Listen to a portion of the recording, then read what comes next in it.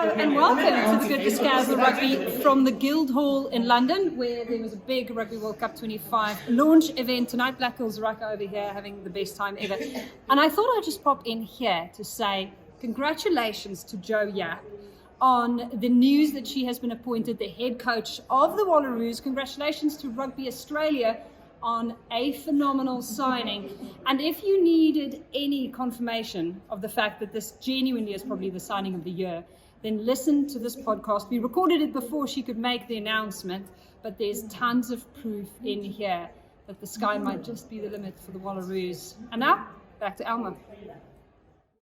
Hello and welcome to The Good, the Scaz and Rugby, brought to you by our friends at Vodafone. We are in from the cold this week. Scaz Mo back on the couch here next to me, and we are joined by a Red Roses player with 70 caps to her name, but you probably know her name these days a bit more for the fact that she is a phenomenal coach. For the last decade or so, she's recently worked as the director of rugby at Worcester and steered them through a very tough time, one of the most uncertain periods that any rugby team has had to face, and managed to not lose a player, only for Worcester Warriors last month, to then hear that their funding has fallen through at the 11th hour, just before the start of the league season. I'm, of course, talking about Joe Yapp, who has joined us here. It's been a tough old time, but we are so excited to have you here in the flesh, because I don't know if we have spoken about anyone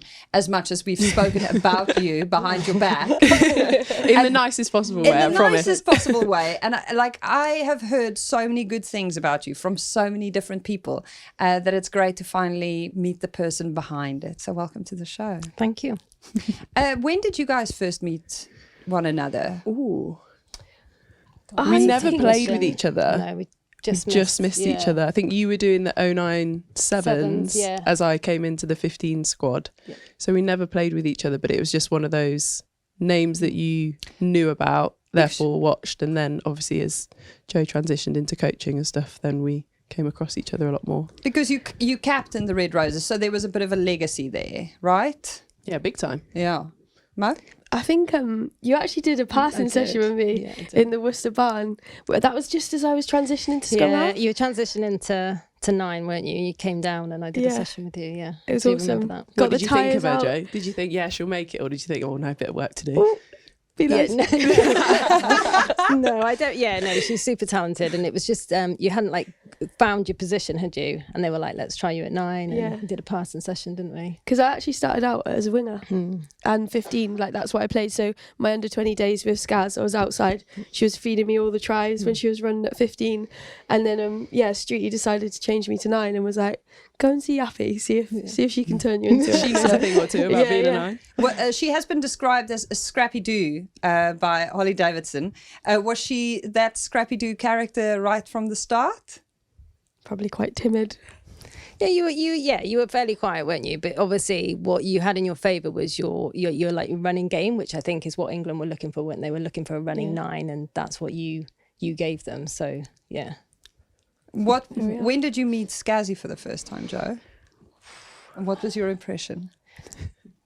Like I said, I think that's tough, isn't it? Because it was definitely I think you came into one of the 7 sessions, didn't you? And I think that was the first time I probably met you, because after I finished in 2006 with the 15s, I focused on 7s, myself and Sue Day, and we were like the only sort of just 7s players, and everybody else was bouncing backwards and forwards. But I remember it was at Haythrop. Yeah, you came in, didn't you, and did one of the camps there, and obviously we'd heard loads about, Graham was one of your biggest fans, wasn't he? And I remember him talking about, this player, Emily Scarrett, she's going to be amazing and stuff. So yeah, and I remember her coming into that camp and training with us.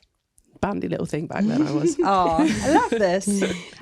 So the recent past and all of the conversations we've had with people about you has made me so curious about how it is that you achieve what you achieve, because when people speak about Joe Yapp, it's always in spite of the recent headwinds that you guys had at Worcester last season, but also at the start of this season, you've managed to keep a group of girls together in spite of everything, in spite of losing funding and then getting enough funding to pull through the season. And even now, in the aftermath of what's happened a few weeks ago, the bond just still seems so tight between those girls. And that is truly inspiring, because from the outside, there is no objective reason for you to have achieved what you have until now. Talk to me about where you are personally with it all, because I'm sure it's still very painful. And we're sitting here talking about it like it's someone else's problem. But for you, this is very deeply personal, I'm sure. Yeah, like it's been really tough, because obviously with what happened last year, we kind of felt we'd come through it, and it was like super tough in that period. But obviously at that time, Cube came in and saved us, and everyone worked so hard to get things back on track. And we genuinely, and I think that's why it hit us so left field this year, because we just didn't see it coming. And we actually felt in such a strong place because of what we'd gone through last year as a squad and with staff. We felt so tight as a group, and we genuinely were really excited for this season. Like, we thought we were really going to compete. And I think the last game against Sale showed that. The attacking intent, we'd had a new attack coach come in, and they'd done a brilliant job, and we had some new staff come from the men's, and we were just in a really strong position. So that then, to have all that taken away in one night was really hard, and people afterwards were like, well, what's your plan now? Like 2 days later, I was like, I haven't got a plan. Like I didn't see this coming, and I do like to plan, but like I didn't plan for that to happen, and so it's been it's been really tough, because for me, Worcester, obviously that's where I played all my senior rugby, so it was my club in terms of, I played over 15 years there. My dad had coached there, my husband had coached there, my sister played there, my brother played there. So it was so much more than just, I felt a massive responsibility to all these people, because under my kind of watch, if you like, the club's gone under, and that just, ultimately makes you feel pretty awful. And as much as I know it wasn't my fault, and I always said I would, regardless of what happened, if there was hope, I'd always stick with the club. I would never ever look back and say, oh, if only. And I genuinely think everyone did everything they could, but when it came down to it, it was a money thing, and there's nothing we could do about that. And yet, in spite of it all, you guys finished 6th on the log last season, which in the bigger scheme of things, I'm sure no one starts out a season saying, 6th. But that, in the context of what you guys went through last season, the upheaval and the fact that you didn't lose a player, is an unbelievable result. And we'll get into more of the detail, but where are you right now? I'm sure rounding out the work that you did there isn't something, you don't just switch the lights off once the funding falls through, close the door behind you, and go on with your life. What's happening on a day-to-day basis at the moment? And are you just doing that unpaid? Yeah, so kind of initially, the first few weeks, it kind of just felt, in a way, I still had a role, because players needed support to find other clubs. I was on calls with coaches, I was on calls with players, and it kind of just felt like my job hadn't stopped for the first few weeks, because it still felt like I had a role to do. And then all of a sudden it was like, oh, it's like gone really quiet, and it's like, what now? On a personal note, it's been hard. Like I coach minis rugby and stuff like that, which I absolutely love, at Clee Hill, which is amazing. But I've had to throw myself into the farm and things like that, because that's kind of what keeps me sane, because I'm not good at not doing anything, and I just needed that mental space away from it, which I find like that type of work and being on the farm allows me to do that, and I think without that I would have found it really, really hard, because I need to get up and have a purpose every day. And you've been so flat out for so long, and Worcester was so full on, to have that mental space has been really important for me. So Clee Hill, that you just mentioned there, that was your first ever club? No, so Clee Hill's my local club, but when we moved back from Exeter, a few years ago, we were looking for our kids to join a minis section, and the nearest one was like 30-40 minutes away. So we went down to Clee Hill, which they just had a men's team at the time, and said, look, we're really keen to, would you be happy if we started a mini section? And they were like, yeah, absolutely. They were like, what do you need? What do you do? They were absolutely brilliant.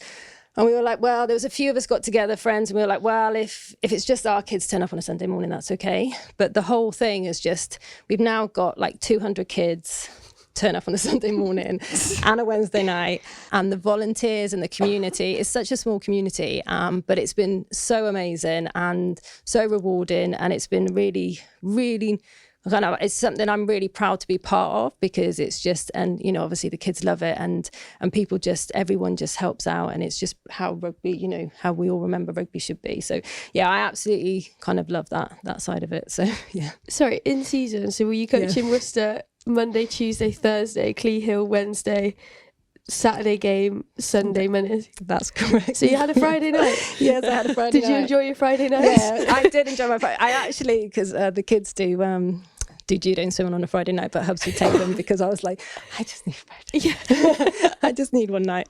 But for a while they didn't train on a Wednesday, and then the boys were training, and it was like, oh, this isn't fair. I'm gonna have to do it. So yeah, I started doing Wednesday nights. So those slogans, eat, sleep, rugby, repeat. I mean, that's genuinely you through and through. Yeah. It's just kind of different though, like coaching them, because it just, like, no matter what happens on a Saturday, they don't really care Sunday morning. They just turn up and want to have fun, and it kind of just helps to keep things in perspective, I think. Hot dog and a bag of crisps afterwards as well. Exactly. They do. Yeah. They were the days. Bag of crisps, do you not get chips where you're from? No, I think we had a hot dog and a... Posh up there in Leicester, eh? Really salted. Too easy. I love that though, because you are, I mean, rugby is professionally your job, but it's obviously just so much deeper and wider than that. And the fact that the funding fell through didn't stop you from doing the work and helping the girls that you coached find other clubs and places to play and ply their trade. At what age did you go, yep, this is pretty much me? Because I feel like this seems to be a thread that runs through your story so completely that this is not a professional decision or a strategy, the work you do.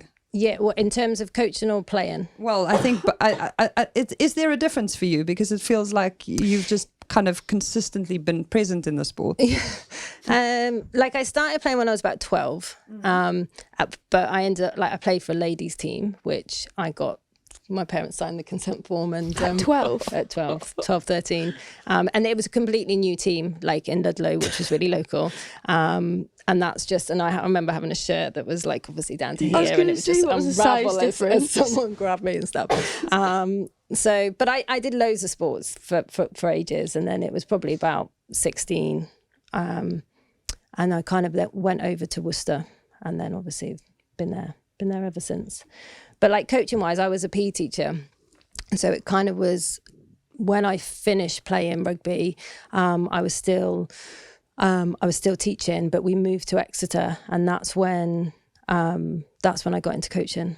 But it was kind of natural because I taught PE and I'd done all the, I worked at a sixth form and I did all the rugby there for the sixth form boys, and we did girls rugby. So I was kind of coaching anyway, and then kind of started coaching when I went to Exeter.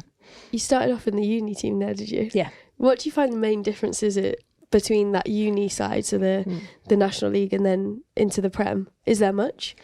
Yeah, so when I first went to Exeter, it was sort of 2 nights a week, and then the programme just grew, and we expanded it, and we were nearly on getting 3 teams out by the end of it, which was brilliant.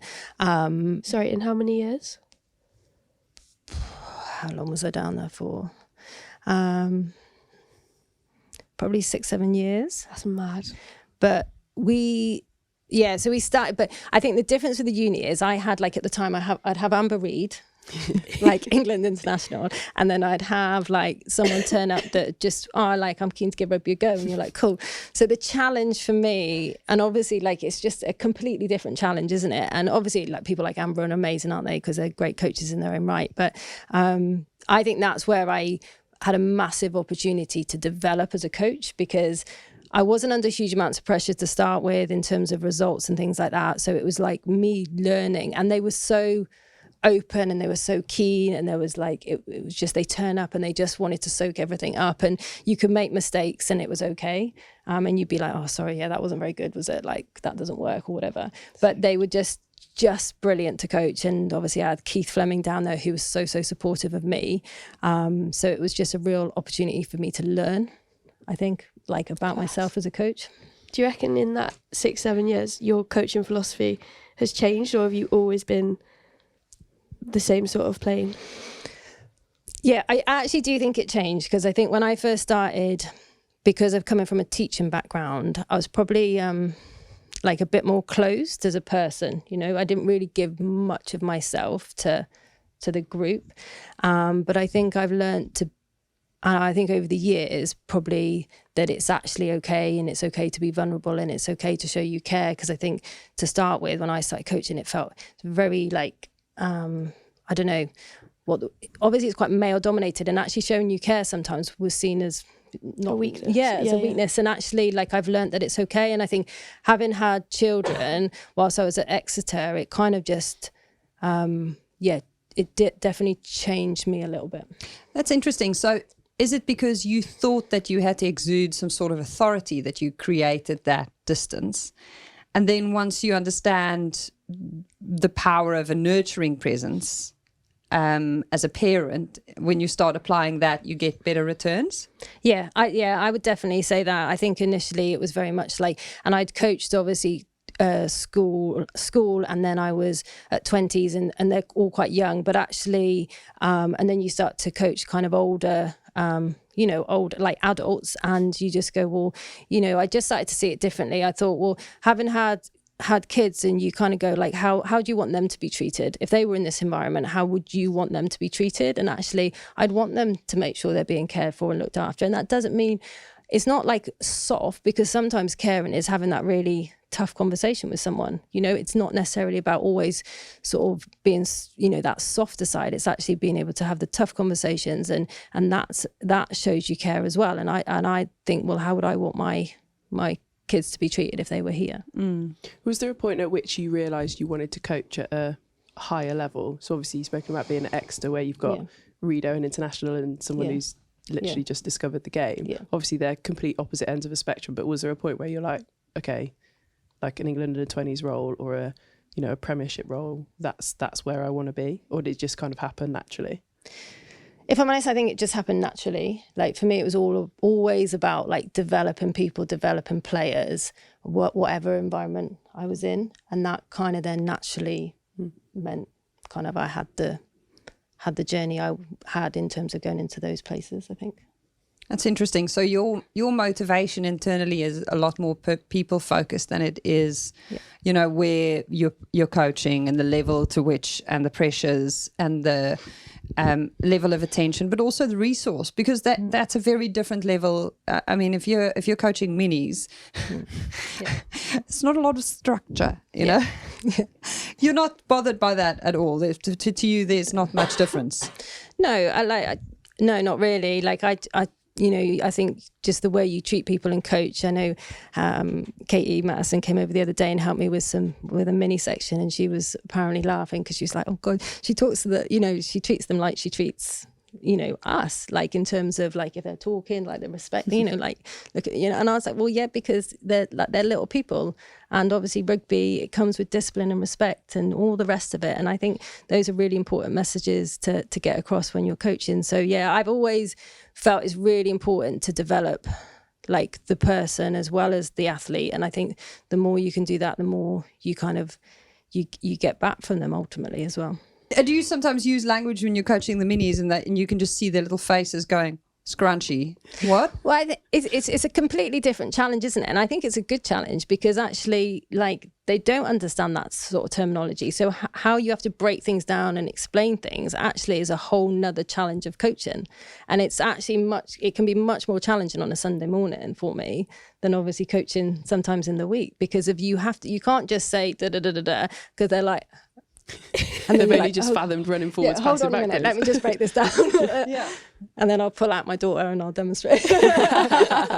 But in terms of motivation, you have to be deeply competitive to coach, but that's not something that in any of the tributes to you or in the interview that we did with Lydia Thompson or in any of the other comments, people don't focus on you being performance driven, they focus on you being people driven.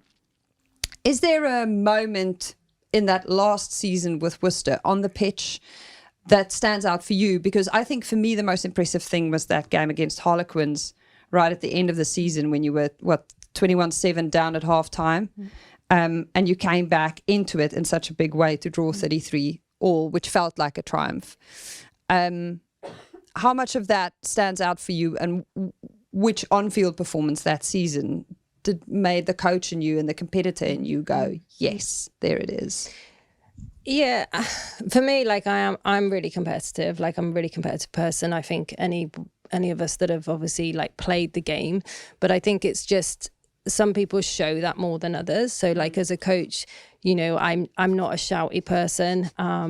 You know, and people do, don't they? But it doesn't mean that inside I'm not really competitive. And like the players know that. Like obviously we went out to win. Like that's what it's about. And you know, and as much as, but I think we were talking earlier around like having kind of realistic expectations of a squad, and we knew that some of the games we came across, and not so much kind of late, but in the early days, we had to be realistic about our expectations. If we're coming up against a side with 9 red roses, which at times we were, and we've got 1, and you just go, okay, well, what we're not realistic, we're not going to win this game. So what actually is success for us in this game?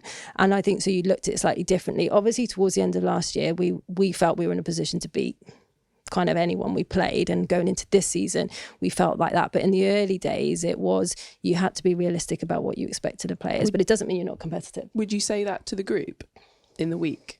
Or is that something like the coaches would have a conversation about, and therefore you frame the week in a certain way? Yeah, you'd never say we're not looking to win this game, obviously. But in terms of, right, this is what we're looking to get out of this game. So you'd set on-field targets, like, you know, in terms of line breaks or tackle success or whatever. And it's like, so we're going to measure ourselves against these things. And actually, if we hit these things, we're going to be in with a shout anyway. What was the chat half time there? How did you, for example, from 21-7 in your final game of the season, in a season where the girls had faced such upheaval, what is, or is that the point at which all of the work that was done until then just shone through? Can you recall? I think for me with Worcester, it was very, very rarely a lack of effort, you know, and because that's when I get, and the girls know, where the only time I would get really frustrated, angry, shout or whatever if I thought there was a lack of effort. And it was very rare that happened at Worcester. It was generally like a confidence thing, that actually the confidence to go, you know what, like you just need to have that confidence to move that ball. We've got it, you know, it's just those sort of conversations. And at the halftime of that game, because people say, oh, like, did you lose it? And I was like, no, I didn't lose it in the changing rooms. Like, that's not really, but it's kind of like, actually, it's so, you know, because where we were at, it was okay. It was just that last pass or whatever, like everything was building towards us scoring, but we just weren't quite getting across the line in that first half. And actually, so keep doing what you're doing, because once it starts to stick, you know, we're going to start running those tries in. It's just keeping faith in that and what we were doing. Do you have a hairdryer moment? Like, is that in you somewhere, or does it have to be really pushed and squeezed out? Yeah, I don't know if I had, like, yeah, like if I genuinely think that, I think it's probably only been once or twice that I've really sort of gone in at the girls, and that is if I think that there's like a lack of, like I say, a lack of effort, or, you know, they're not doing themselves, you know, like they're not doing themselves fair by what they're showing. Mm. The girls are probably too scared to actually disappoint you, so they're like, Yeah, it is the whole running saying. around. It's like, Yeah. oh, we don't want to disappoint. Yeah. And I'm like, not angry. I'm just disappointed. But I find that in a professional context, so often that I have women in teams and colleagues and peers speak to me so often about a lack of confidence. And I think that's so much more prevalent than people ever realize, because I'd sit across from someone and say, but you know that you're objectively good. Like at what you do, you are very good. You are very talented. A lot of the time, you're just genuinely just not backing yourself. In crucial moments, you're not speaking up. In crucial moments, you're not making the decision that goes, I've actually got this. I just need to do it now. And I really battled to unlock that. Unfortunately, I come with too much of that, but I battled to unlock that in other people. That's one of the biggest challenges for me in embedding a culture of confidently trusting and having faith in something that you've spent all year growing into, just stepping on that stage and doing it when the moment's right. How do you do that? Well, like there's not a quick fix, is there? That's the difficult thing. And for us, we did some stuff with the players around like what is it that makes you feel confident? So in terms of like getting your preparation right, in terms of like what does your week look like? What actually builds confidence in you, so we can actually work out and work backwards from that. So a lot of the time it is making sure that they've got their sessions in, they've got their gym in, they've got their food prep right, they've slept right. All of those things actually builds confidence to go, I'm in a good place come Saturday. But also we got in last season, towards the end of the season, a well-being psych, because actually I felt, we had sports psychs and things, but actually getting the off-field bit right in terms of how players feel and their mental well-being was so actually going to have more impact on field than the sports psych I felt on field, because players are still struggling so much with trying to balance everything. There's obviously we have players that are full-time, but we still have a lot of players that are trying to balance university and work and families and life. And actually then if we can support them off field and we can get their well-being right and we can help to balance all of that for them, that's only going to give them more confidence and make them perform better on a Saturday. Can you give us an example of what well-being psychology means for someone who's listening who goes, I don't understand the difference? So it's just kind of getting that, it's not necessarily on pitch. So I think when people think sports psych, it's kind of like, how do you deal with a mistake on pitch, for example? Like how do you not allow that to affect your performance? Whereas like the well-being side is actually, how can we develop your like kind of confidence and things off field to support you, to like reframe things in a positive way. So it's kind of that off field, much more you as a person, and developing that as opposed to the actual on field. That's really interesting, because I think that is so universal.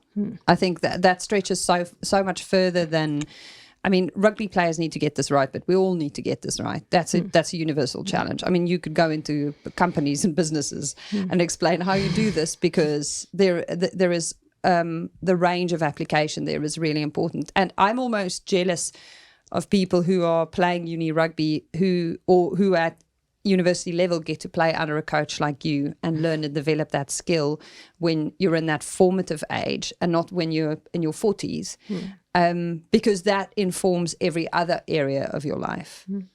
So true. And the female brain for me as well is very different to like the guys that you come across. Like potentially that's just all, well, I'm not saying that they don't care about it as well, but it's very different. Like you are so concerned about what others think of you, whether you're making a mistake, are you going to do it again, or that sort of thing. So I think you've hit the nail on the head, and I think it's so important in our game that bit gets looked after as well, because you only get those results when your mind is in a good space. But also having that at a young age, because I think if we reflect back on when we were 16, 17, we were very lucky that we had Giselle as our under-20s coach or our under-19s coach, but we didn't get the psychological support for everything else in life, potentially, if there were things going on. I can draw on that now, but I'm 33, I'm 15, 16 years into my international career. Like that, for me, it's too late. You need to instill those things in youngsters, or have the opportunity for them to access that sort of stuff, to then go on and flourish in everything else. And I guess it's one thing to do it over the course of a season or a league season at the very least, or over a period of a few years. It's a different thing when you're coaching the Barbars. What's the Joe Yapp coaching experience like, Mo? Didn't you guys cross paths under the Barbars umbrella? Epic, loved it. It was just a really good week. Like it was genuinely one of the best weeks I've had playing rugby. Just culturally, I think you just nail it. Like everyone comes together, everyone's made to feel welcome. Like you can tell how much like Joe cares about everybody, and that doesn't change whether that's for a week or whether it's you're looking after them for years and years at a time. And I think that just, you're so authentic to what you do that it shines through whenever you're being coached. And yeah, it was a lot of alcohol, a lot of rum, but hell of a good week. It was awesome. Is that just the accelerant because you only have a week together? Yeah, pretty much. Yeah, it's like it's kind of all in first couple of days, isn't it? In terms of that, the social side of it, and just kind of the team building things, because that's ultimately, realistically, you're not doing a lot of coaching on field. You're pulling a group of players together to then kind of make sure they want to play for each other and that they're going to go out and play and they know each other, and that's what it's all about. Because the reality is, I'm not going to teach Coach Mo anything in a week, like it's all about pulling them together, because these are like kind of seasoned internationals, aren't they? Is that why Mo got the captaincy? Because she was going to be a very good accelerant throughout the week. Yeah. The fuel on the fire. She was, well, it was, she's the perfect person for it, really. Like, obviously, she just straight away pulled the squad together, like no one's left out, and that's kind of their role, because that's not like something that I would drive necessarily, but you need to get those right players in those positions. And I remember chatting to you and Katie and people beforehand around moves and just chatting stuff through, so we were ahead of it when we came in, so we were all on the same page with terminology and calls and moves before we got there. And then you kind of then first night got everybody round playing some game. Did you keep up, Yappy? Do you know what game it was? No, I just watched from afar. At the races. Took them to the races. Welcome to the races. Took them to the races. What's that? It's this epic card game. Do you not know the Shira's? Producer Shira is pulling a face. Right. We are. We'll Take me to the races. Oh, it's so good. Epic card game. 4 horses, obviously the 4 suits, and then you just flip the pack and it goes up the thing. But everyone can play. Like, you all bet on a horse. Oh. Mo Drinks are turns involved. into this very excited, over-exuberant horse commentator. Yeah. I really need to stop watching them, because like what I say just isn't really that good. I just say it very loudly. So With tons of conviction. She just shouts at you, basically. Yeah. I love that. I think probably, outside of the astounding achievement of keeping the Worcester girls together last season, not losing a single player, the biggest accolade you could probably earn is to have beaten Lionesses head coach Sarina Wichmann to the Women's Sports Alliance Coach of the Year title. How good? How does one even achieve that from? Yappy's going to hate answering this question, by the way, but keep going. But do you sometimes just look at that and go, geez, I was up against Sarina Wichmann in a year during which the Lionesses did amazing things, and she has been such an inspiration for me to also just watch and listen to and follow on her journey. You must sometimes just sit and look at things like that and go, oh wow, it's actually really working. Other people are paying attention to what we're doing in rugby, and it is yielding results in a way that you obviously didn't set out to, but that objectively puts you on the radar of people outside the sport going, oh well, there might be something to learn here.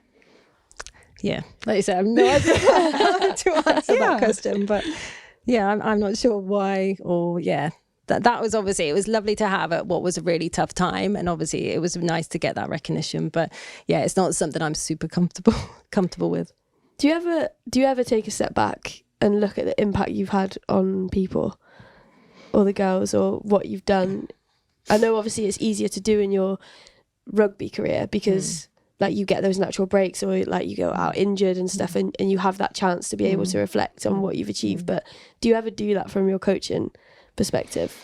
Have you done that now since being on the farm or anything?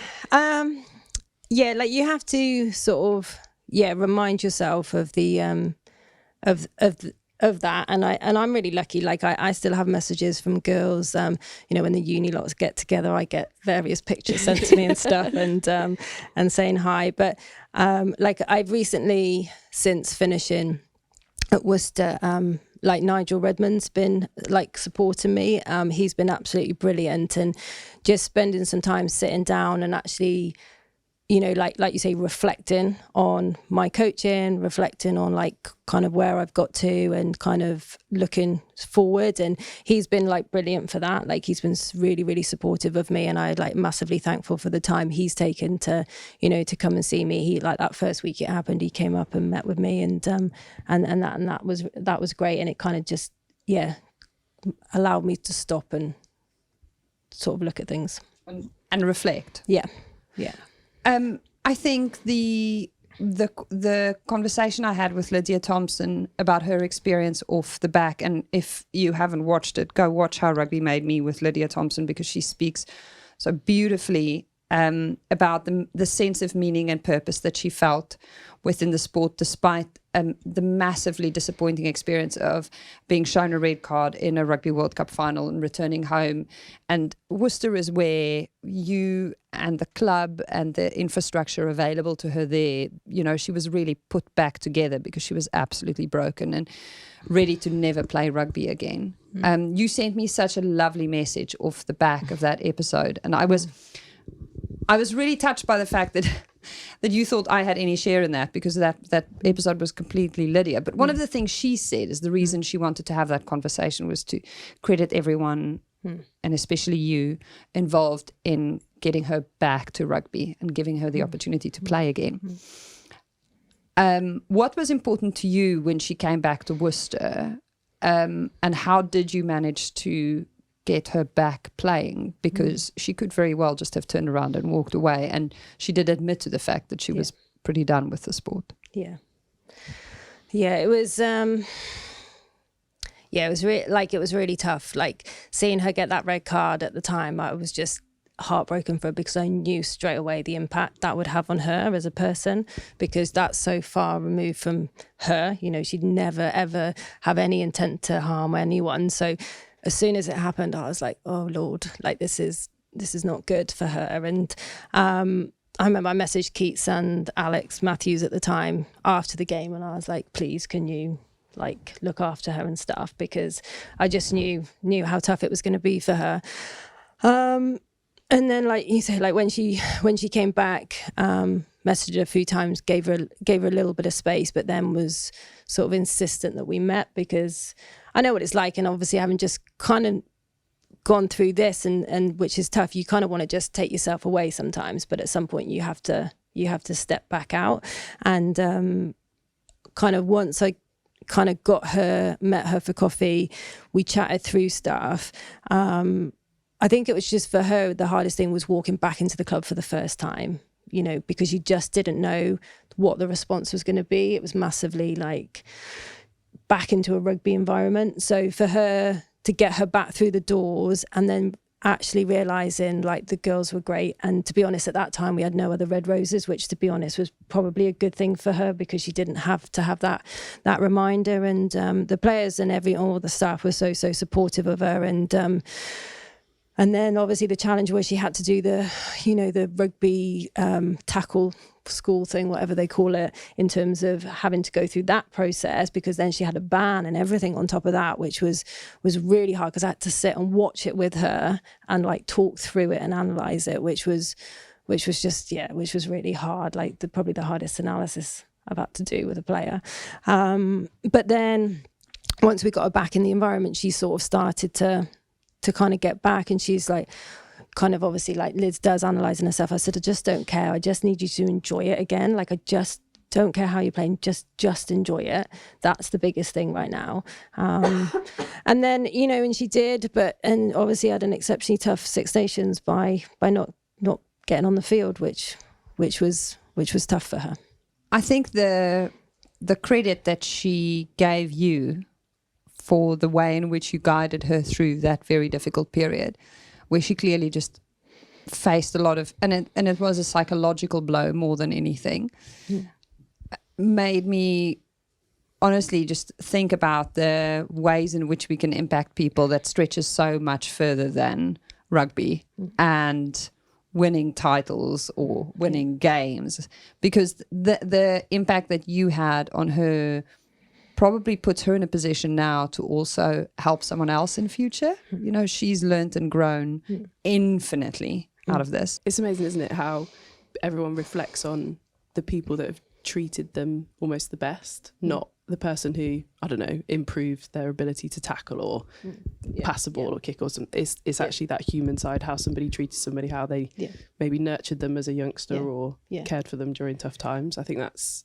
well, you really remember more your feelings, don't you? 100%. So that's, you know, I was with Giselle this morning and we were talking about rugby memories, and we don't actually remember an awful lot of what we did on pitch at all, but what you remember is how you felt, or, you know, those feelings when you did something or when you were with somebody, like at different points over the time. And those are, you know, those strong feelings that you have are what you remember. Of course, you came down to London for this interview, but there was never just going to be a quick stop in London that didn't involve some sort of rugby crossover. What were you doing with Giselle? Well, I thought, because obviously I've been in like the Worcester bubble for a long time, so kind of my plan was to try and get out and about and look at different environments. So spoke to Giselle and said, look, I'm coming down, can I come into Ealing? So I went into Ealing last night, watched training. Obviously she's got quite a few of the former players there, so it was nice to see them out there playing, and then stayed there last night, and then she put me on a train and this morning to get here. Did the girls know you were going? I think she told them, Did their faces light up? Yeah, it was nice to see them. That's brilliant. Yeah, Ellie Green's there, who you brought to Worcester from Quins. You're half rolling your eyes there. I know, well, I just feel awful because she literally bought a house and moved her life to Worcester, and then that happened, so...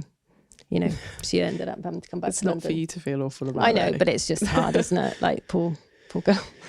And you are just that present and persistently interested in people's journeys that you feel that level of responsibility. Well, it's just awful, isn't it? Like, there's so many players that move their lives to Worcester to be local, and that's the bit where people forget the impact, because it's not as simple as like in the men's game where you can just go to another club and live somewhere else, because there's not the money in the game. So for those girls, they've made that decision to move, and then all of a sudden, you know, they're expected to find other clubs, but a lot of them need to find other clubs within driving distance, and because they can't just afford to just move again. And find other clubs that support their ambition to play for their country, because that's that parallel thread of their journey that's also developing at the same time, and ensuring that people get to really sharpen their skill and show off what they can do and earn the opportunity to really impress and step up. And that's the bit I think is easy. It's easy to forget.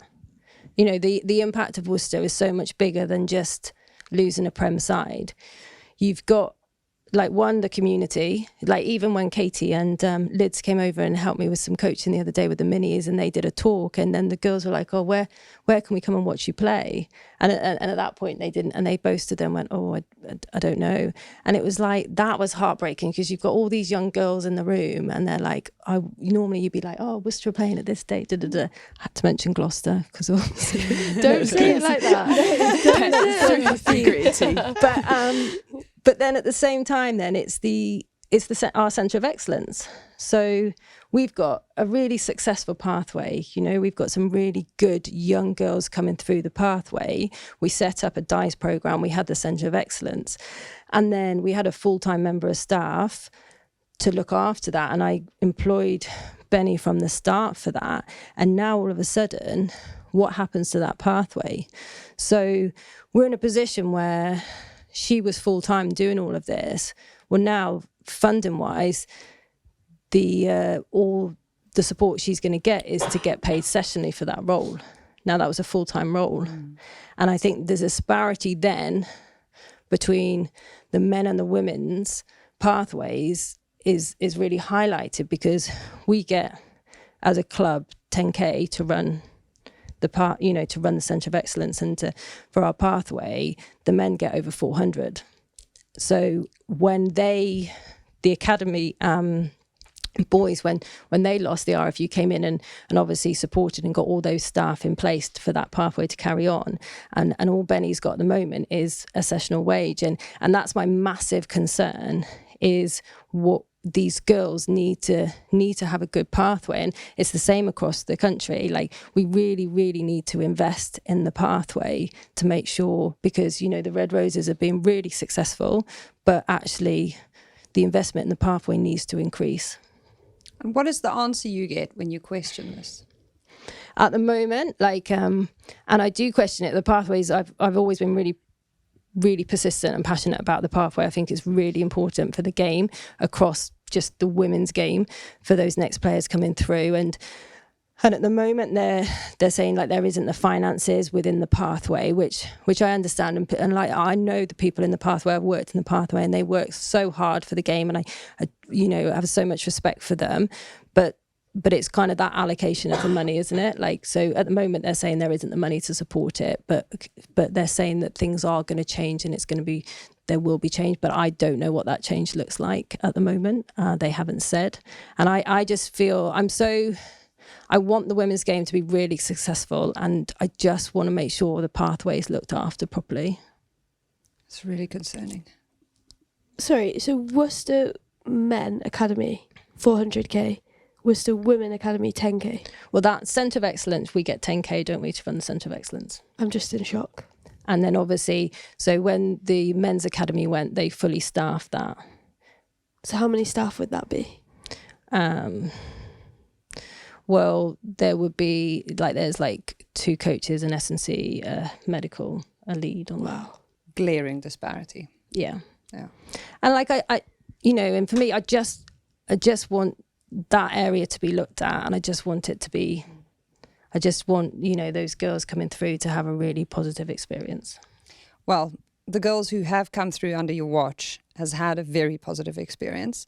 I know this because I've worked in places where teams have broken up and gone in their different directions.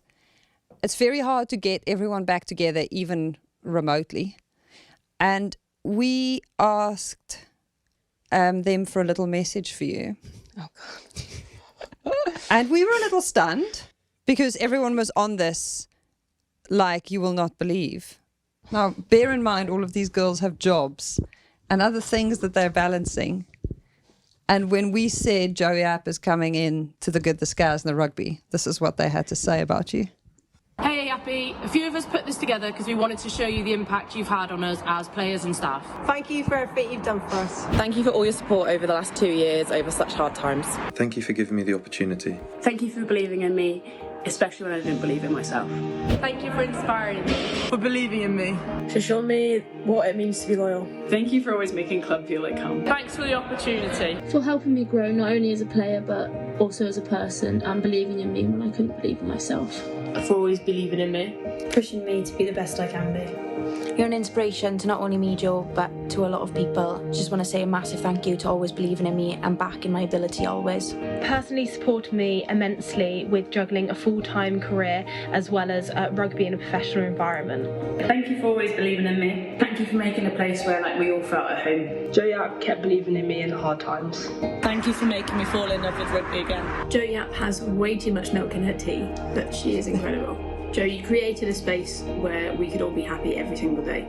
If Joe Yapp makes it through all these videos without crying, I will be shocked, because I can barely get through my small part of it. To me, Jo is our champion. She's who we work for, she's who we play for. Thanks, Joe Yapp, for taking a chance on me.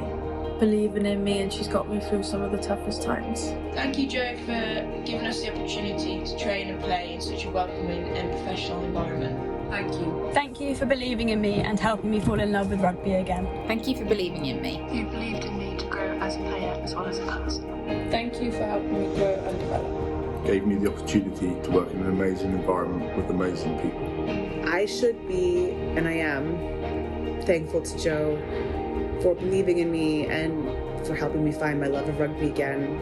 Her loyal support helped develop me as a player and a person. I'm grateful for everything, but especially for allowing me to do what I love as a career. For teaching me to love rugby again.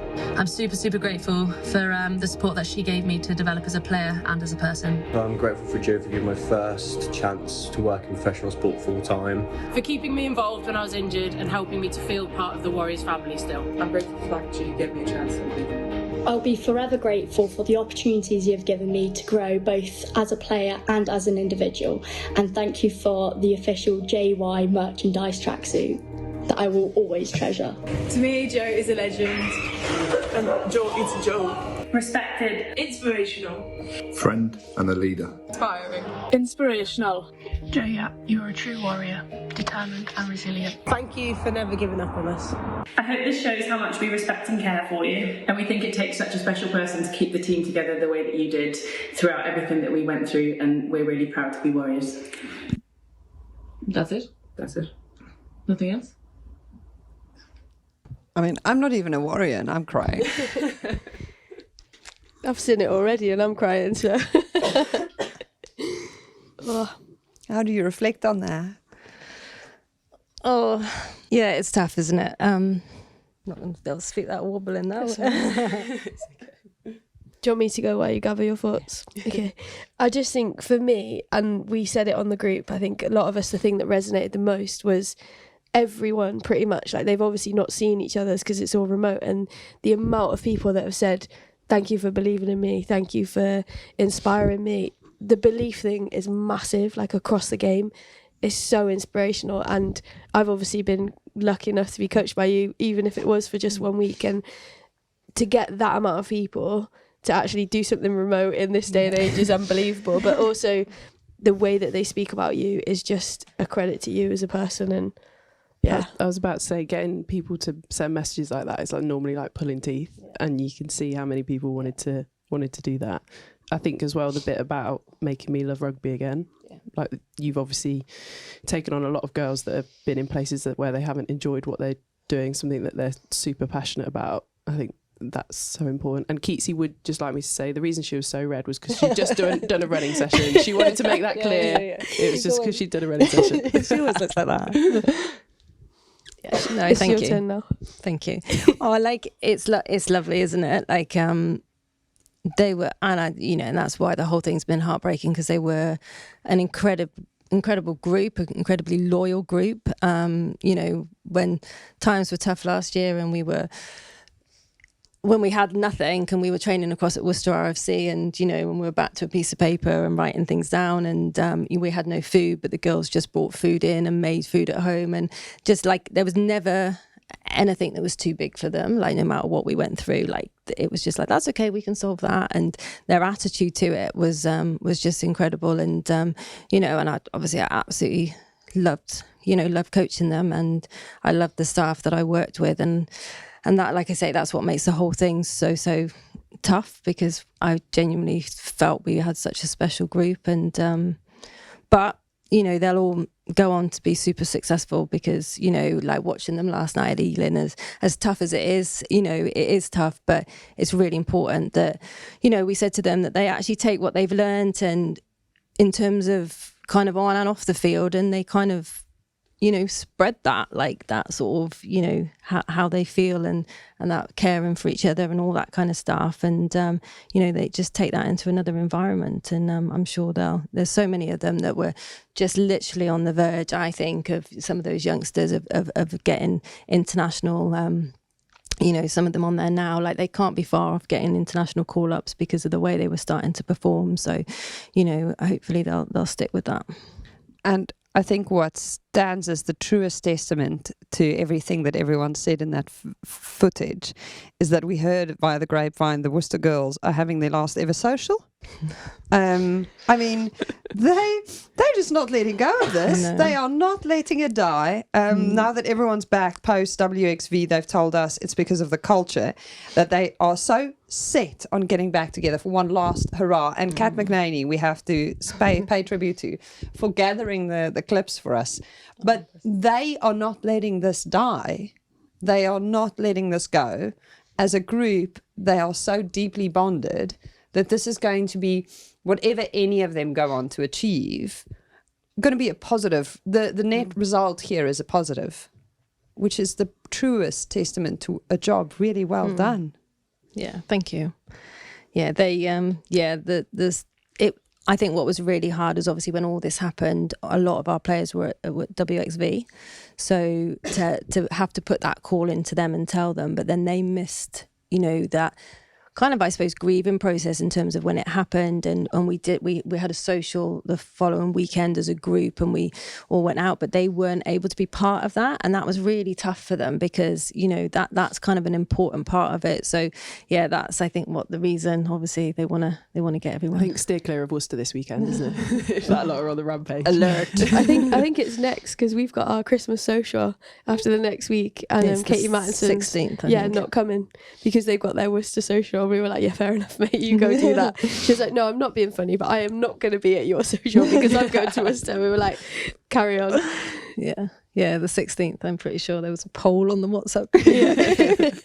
I haven't responded to it yet. Don't let them down, Yaffy, come on. That's beautiful though, and that's the legacy.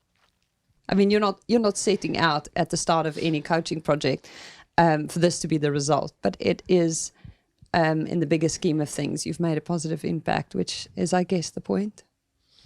Yeah, definitely. I just, you know, from my perspective, I just really, really don't want this to happen to another club, because like what we've gone through, us and Wasps, over the last 12 months, you know, we've lost 2 clubs that were steeped in huge amounts of history that have given so much to the game. And for me, like, I just don't want it to happen to another club. And I just hope that things are being put in place to ensure that doesn't happen. Because at the moment we're so, you know, tight with the men's teams, aren't we? That if one goes, there's potential for both to go. And actually, like, I just want to make sure that the PWR have learnt from this and can put things in place to stop this from happening again. So where to next for Joe Yapp? I mean, you've spent time with Giselle at Ealing now. You are clearly staying in the game. You are ensuring that as a coach you keep growing and learning and seeing what other people are busy with. But you and Giselle, obviously, you go way, way, way, way back. Didn't she help you pass exams when you came into England? Yeah, so 98 World Cup, I was doing my A-levels. And at that point, there was a lot of teachers in that squad in 98.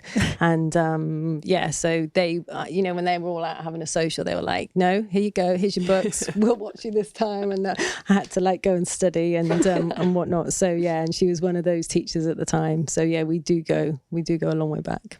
And your name has been mentioned, you know, for international. Every time there's an opening for an international coaching job, Joe Yapp's name is also floating amongst there. Is that an ambition? Is that something that you've kind of got on your vision board? Yeah, I think for me that kind of ultimately would be the next step in terms of that coaching, and so kind of excited to see what that looks like. You're not going to give us anything more? No, like it's really hard for me right now. Like I'm in a position at the moment where I'm not like able to talk about it. I would if I could. Obviously, I would if I could. But I'm not. So I kind of just. But you know, there is some exciting opportunities that. I think knowing that. Yeah, watch this space. But I think knowing that you're going to still be in the game somewhere. Yeah. Is, I think, putting a little smile on all of our faces, whether it's directly related to us or not. But yeah, some girls in the game are definitely going to benefit from that. Just depends where for the international honours, because I think most of the Worcester players would then not play for 3 years and see you later. Find a long lost relative. Yeah, exactly. Where's Yappy going? Yeah, find some sort of way to qualify, some roundabout. I mean, Lynn Cantwell's gone to South Africa. She's gone full rogue and hopped a whole hemisphere. The world really is your oyster with the development and the growth and the way the game has shifted and changed. Being a coach, which you seem to be born to do, this must be a really exciting time. Yeah, it is. Obviously, I would never have.